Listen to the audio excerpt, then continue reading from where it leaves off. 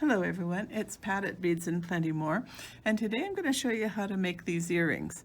They have jump rings that are linked together and to make them look like they're kind of twisted, and then I've added a bead into the bottom one, linked the two together, and on this one I attached them right into the shepherd hook, but on the other one I've turned the shepherd hook and added a little ring, a tiny ring.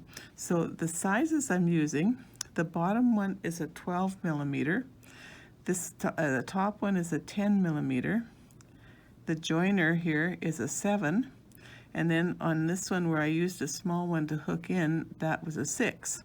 So lots of different sizes of jump rings, and this bead is a Chinese crystal 6 millimeter. Worked really well to fit in.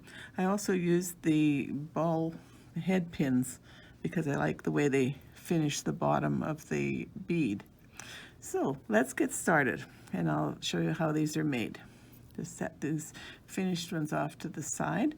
So I've got my 12 millimeter jump rings and my 10 millimeter. They're the two that sit one on top of the other. And I've got the 7 millimeter one that's going to join the middle. And first of all, though, I'm going to show you how I turned the shepherd hook so that the bottom would go a different direction. This is how they come, is with it sitting parallel. And I turned it because I wanted the earring to hang straight instead of being a bit crooked. So how you do that, you just take a regular shepherd hook, and I use a pair of chain nose pliers, hold with my one hand, get a hold of this circle at the bottom and turn it like that. So get it kind of level so that it's exactly lined up. So that's all that's involved in doing that, and that way when you have an extra ring, which made it much easier to hook in, then it sits the right direction. So go ahead with the jump rings. Now what we do with a jump ring is to use 2 pairs of pliers, and I like 2 pairs of chain nose work the very best to hold and give it a little bit of an opening. One I need to open, the other one I need to close because I'm going to interlock them. So just put the one inside the other and close that up.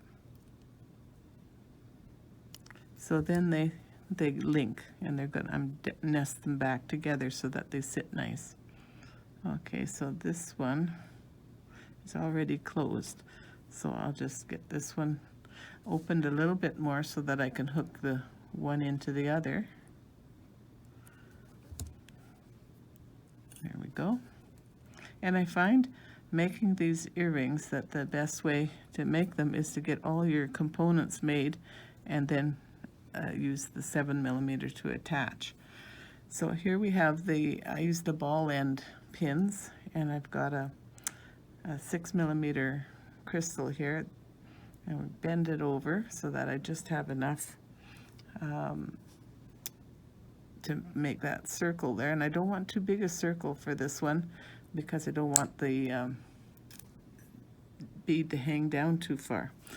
That's where my fine nose pliers come in. I love using fine nose pliers when I want to make a particularly small circle.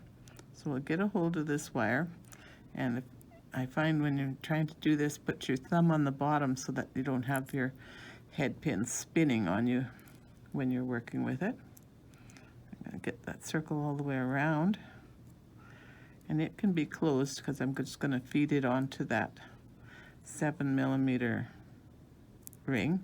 I've got my nice little circle there. Round it a bit more.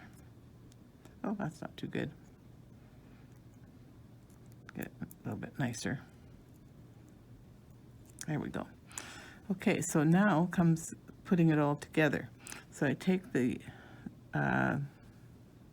7 millimeter ring, and I need to open it enough that it's going to be able to hook through these. And I'm going to put the little bead on, and we also are going to put these rings on. So it's quite a load for a little ring, but we don't want too big a ring, or it kind of spoils the look. I tried it with a bigger ring and it just didn't look as nice.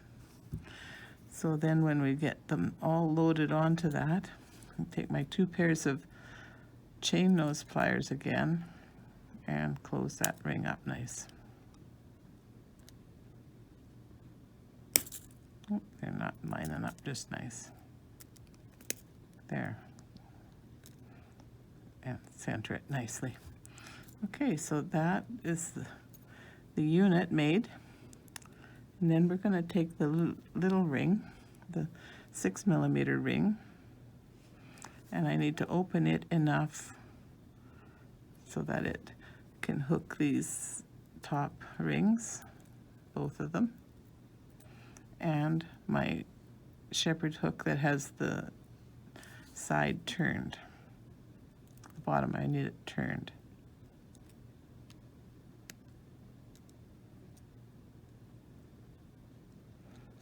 Because every time you use a ring, you're changing the direction. So the other option, if I was not to turn the shepherd hook, you could use 2 rings at the top, which would make it a little bit longer. I'm going to demonstrate that turning the bottom one more time, because that is a really important thing to do if you have a type of earring that you want to sit the opposite direction. Just turn it, use the pliers and hold on one side and so that it lines up straight this way and that way.